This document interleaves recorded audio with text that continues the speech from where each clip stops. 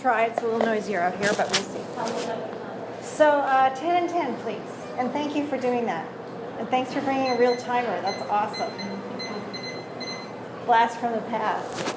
My name is Angela, and I'm a compulsive eater. Hi, everyone. I weigh and measure just like you, 3 meals a day from our glorious gray sheet. I do not eat in between no matter what. My food is written down and committed to my sponsor on a daily basis. And abstinence is the most important thing in my life, without exception. And on July 17th of this year, I celebrated 25 years of back-to-back gray sheet abstinence. Yay. Thank you. And thank you all for your acknowledgments. And I'm very, very touched that one of you beautiful people organized a lunch. And so there's a lunch today after the meeting. Ask Jane, I think, if you need any information about it. And it's going to be a lot of fun. You know, hanging out and especially eating with other gray sheeters is one of my favorite things to do in the world. So I'm going to tell you what it was like, what happened to get me here, and what it's like now.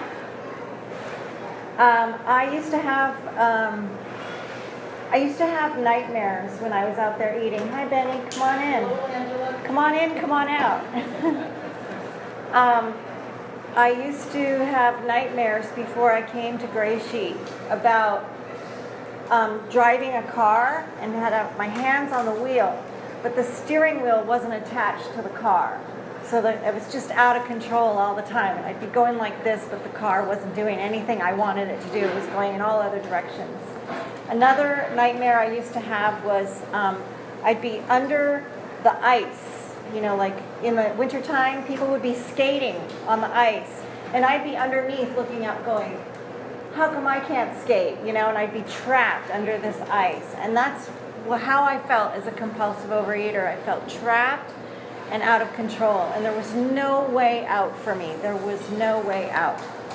So I suffered with, first of all, you know, as a child, I was very alone, and I was apart from no one was the same as me. I was different. I was very unique. I had all these unique circumstances, and in my child brain I was either much better than everyone else or much worse than everyone else, depending on the situation or what somebody might have flippantly said in a moment. That's how I went. So I sort of found a little bit of solace and a little bit of community in the ballet. And I became somebody who really wanted to be a ballerina professionally.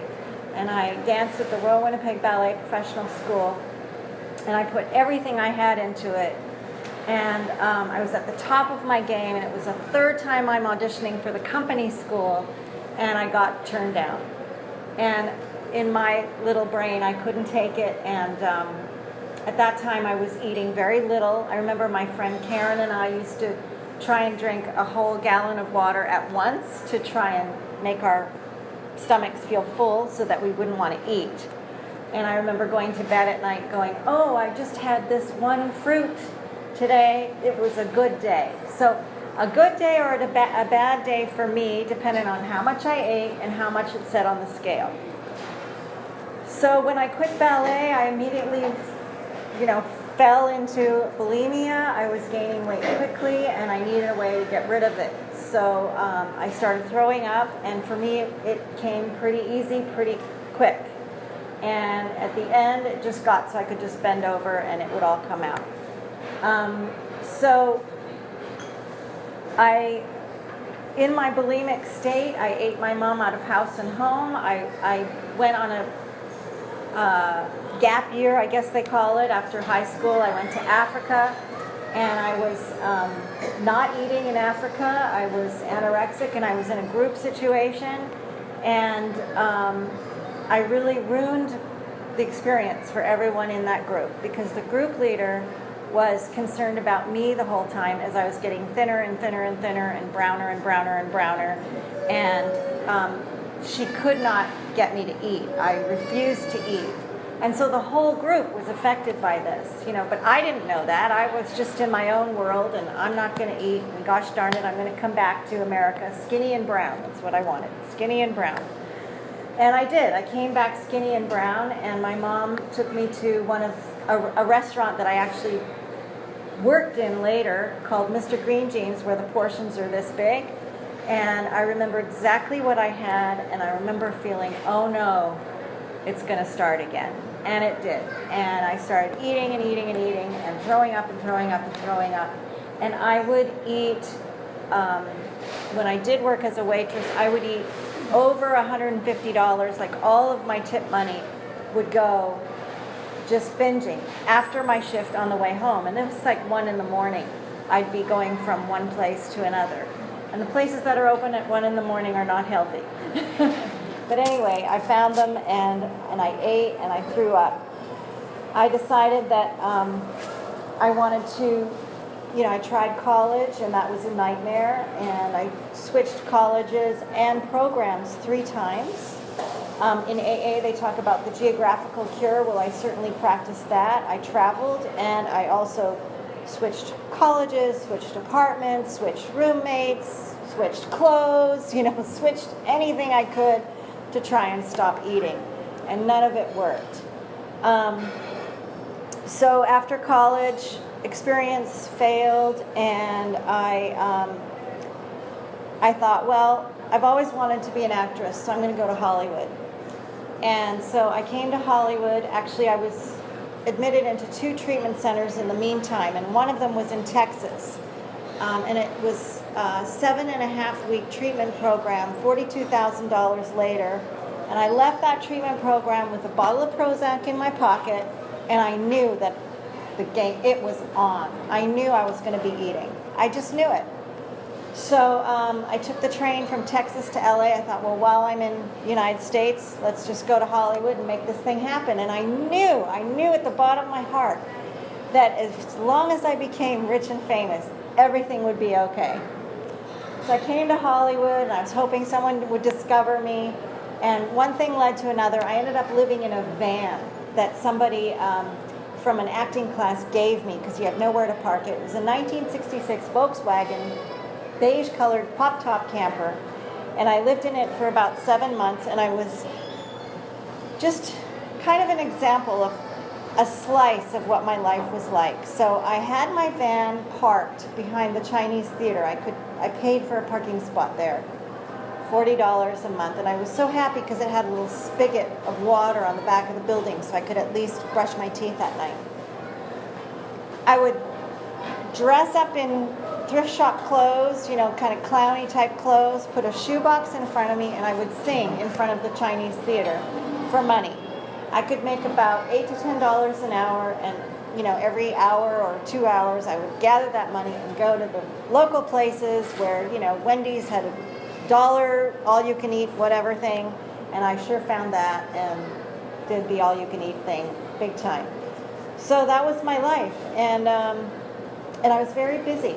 I had no job. I had no really bills. I had no friends, but I was so busy. I remember I had the voicemail, and I would get my change and check my voicemail to see if somebody had called me to get me into a movie. I didn't even have an agent, but I was busy. I was busy getting famous, and so anyway, after the van experience, my van broke down, and somebody had told me, I also had a gym membership at that time so I could shower. Somebody had told me at the gym that they knew of a homeless organization where you actually had a place to sleep. So I applied to the homeless organization, and the day my van broke down, I got in. And it was at the corner of La Brea and Santa Monica Boulevard, which is now a big Target and all that, but it used to be a furniture factory on the bottom and the homeless organization on the top. And I lived there for another 7 months. And the thing about that place, which was fortunate for me at that time as a compulsive overeater, was all the restaurants from La Brea would give their day-olds to our organization at the end of the day. And we had this walk-in freezer, probably the size of half this room. And I would lock myself in there and go to town. It was all these big, huge garbage bags full of food, and I was eating it. So I was in desperate situation because though the food gave me a little bit of joy for like about 30 seconds, maybe the first half of the first bite, after that, it was nothing but guilt, shame, and remorse. And I asked God for help, and I went into their little library, and I opened a New Testament, which I had never opened before. I didn't even know they were readable. And my eyes fell on this part in Matthew where it says, that's 10 minutes, it says, are not 2 sparrows sold for a penny? And yet not one of them falls to the ground apart from the will of his Father. The hairs on your head are numbered. Do not fear. You are more valuable than many sparrows. And for some, I had a spiritual experience. They talk about it in the big book. And I felt the love of God in my heart. It felt like electricity was moving my heart from one place to another. And I felt like somebody hugging me really, really tightly all around my body. And from that moment, I walked into that library. I couldn't stop throwing up. I walked out of that library, and I never threw up again in my life. But I was still a compulsive eater. So I knew about how by now. I knew about OA. I tried both programs. And unfortunately, for me, I couldn't get it. I just couldn't get it in those programs. What it did do, though, is it did introduce me to the big book. So I started reading the big book. Then one day, on my way to a binge, we used to have meetings up at the West Hollywood Drug and Alcohol Center on Santa Monica Boulevard near Doheny. And right at Doheny is the gorgeous pavilions with everything, all of it out there, the baked stuff that's like you serve yourself. And that was a dream come true for me. So I would go to my meetings at the West Hollywood Drug and Alcohol Center and then go right across the parking lot to the Vons and have a big binge. But one time, there was this woman at the laundromat. There was a laundromat on the other end of the parking lot. And I recognized her because she had bright red hair. But I didn't know her name. I had seen her in some other meetings. I had been to many meetings at this point, all 12-step meetings, trying to find the solution to my life. And I sat down, and for I don't know why, I started telling her about my problems with food. And she said, well, she said, there's this thing called Gray Sheet, which is what I do. And she proceeded to tell me about the program of Gray Sheet. And she said, at lunch, for example, we get 3 raws. And she said, they're not like 3 raws like this size. She says, they're 3 raw vegetables as big as you want. And what she was saying was, she said she loved her food. And I've never heard that in any of the other food programs. I didn't know that I was allowed to love my food. And I'll tell you, to this day, I love my food. So she was in a thin body, she had clear eyes, and what she was saying made sense to me. That was a Thursday. I have no idea what I did between Thursday and Saturday, which was my very first Gray Sheet meeting. It was at the Virginia Park Clubhouse at 11 a.m. on Saturdays. And the speaker there was Bethany at the time. And she had the same thing. Clarity, clear things that she was saying, and it was the first time I was hearing the message of Gray Sheet. So I started weighing and measuring my food. I asked this person to be my sponsor, and I started weighing and measuring my food, and thank you, God, I've been weighing and measuring ever since. When I came to Gray Sheet, my sponsor told me that I'm an alcoholic with food. So anything that can be made into alcohol turns into alcohol in my body. So sugars, grains, starches, carbohydrates, anything that can be made in a factory into alcohol, I'm like that factory, and my body turns it into alcohol. So even if I take one little bite, it turns into alcohol in my body, and it sets off that phenomenon of craving. Once that phenomenon of craving sets in, I no longer have a choice. I can't will my way into not having a binge. I must have a binge because that phenomenon of craving is all powerful. And no human power can relieve me of that obsession. So I learned that in Gray Sheet, when we abstain from those things, we get to not have, and I will say in 25 years, I have not had a craving. I've had thoughts, but not a craving. So I'm grateful for that. Another thing she told me is that we go to Alcoholics Anonymous, the meetings of Alcoholics Anonymous, to supplement our program. And that was weird for me because in all my research, going to meetings, I even went to like heroin addict meetings, NA, and all these meetings, but I had never ever gone to an AA meeting before Gray Sheet. Isn't that interesting? I'd gone to all the other A's, but not Alcoholics Anonymous. So I went to Alcoholics Anonymous, and she told me, you can go ahead and put your hand up as an alcoholic. And I felt strange doing that for the first probably 5 years. And now that I've listened in meetings of Alcoholics Anonymous, I hear that I have the disease of alcoholism. I have the ism, which is all the things that led me to need to eat in the first place. And so I get to go to Alcoholics Anonymous, and I get to identify with what they say, and then I get to come here to learn how to deal with my food. I was told to read the big book of Alcoholics Anonymous, so that's what I did almost daily. I was told to read a page a day, and that's what I did. Recently now, I don't read it as often, but I recommend it for people because that's what I did. What was really neat is, for those of you who got the Gray Sheet anytime recently or have read it anytime recently, it talks about half a cup and a cup. Well, believe it or not, everybody cupped their vegetables when I came to Gray Sheet. And I was told to stuff my cups.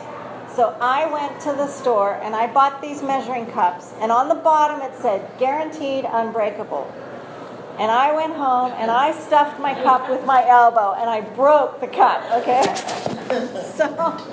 But I was told to do that. My sponsor told me, I don't want any water in my cups, just food. I want it packed. So I learned how to do that. And I recently had a conversation with another Gray Sheeter who's got a lot of time, I think more time than me. And she said, we were talking about, adding the little bits of protein until the scale almost tips, but then taking a few off so it tips back, so you get the maximum for that amount. And she goes, yeah, she said, when I do that, I got to ask myself, why am I doing that? I'm like, no, I said, I know why I'm doing that. I love my food, okay? So I have no guilt whatsoever. As long as it's measured, as long as it's correct, it's the biggest and the best. And I was told that from day one. And I really believe that that's what keeps me abstinent. And if I want to cook my veggies in fat, I can use as much fat that's on my line. I can use as much fat as I want. And I believe that's what keeps me abstinent because I don't feel like I'm deprived. Some people think Gray Sheet is not healthy. Well, neither is chemotherapy. So I do this because my life depends on it. Since getting abstinent, and in the beginning, I was very nervous going to the supermarket. So I was told to just do the outside aisles, which to this day I still do. And I would try and shop, now I shop for the week, but before I couldn't. I couldn't get it together for the whole week. So I would shop every couple of days. But try not to be in the supermarket 24/7, which is what it was like before. And I said, I complained to my sponsor, but I'm spending so much time shopping, because, to get them in the measuring cups, they have to be small pieces to get more in. And she said, don't worry about it. It's therapeutic. So that was my therapy, was going and shopping, and reading labels became very therapeutic for me, and, making sure that sugar was fifth or less. And it took a lot of energy and a lot of concentration. So for me, luckily, I didn't have a job when I came in. I didn't really have much going on. So I could really focus on my abstinence. You people that have full-time jobs or kids or, God knows what else, husbands even, God bless you for getting abstinence under those circumstances. For me, I really had exactly what I needed, which was no life, and so I could focus on getting abstinent. So that's what I did. So I'll end by sharing a little story with you. We were in Edmonton with my kids recently, and we stayed at a buffalo ranch, and it was like camping. It was wonderful out in the mountains. And part of it, we were in Edmonton, and I said to my mom, I really want to go to Fort Edmonton, because that's where I went. every school year as a kid with the school. And it's a place where it's an old fort and people dress up in period costume and they take on a period character and they sort of talk to you about what it was like back then in character. Well, on the day we went, it happened to be a very, very hot day. And we came across this area where they were showing the tents, which was the temporary housing for the natives. And I'll finish in one more minute, if that's okay. And this very overweight girl was sitting there in the tent, sweating away in period costume. And she was lovely. And she had this great story about how, she had to feed her children and everything. And we said, wow, you must be hot. She said, oh, yes. And she was still in character. We walked a little further, and everyone else who was supposed to be working that day were like taking cover. They were in shade, no more character. They were in still costume, but the costumes were loosened, and they were like, trying to get some relief. And I just thought about that poor girl all by herself sweating in that little tent. She followed the rules. She followed the rules to the T, and she was the only one. And I could feel for her the resentment building, and I know that was me. That was me. I was the little girl that followed the rules, and I became a compulsive overeater.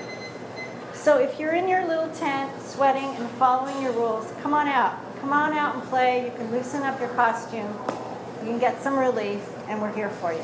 Thanks.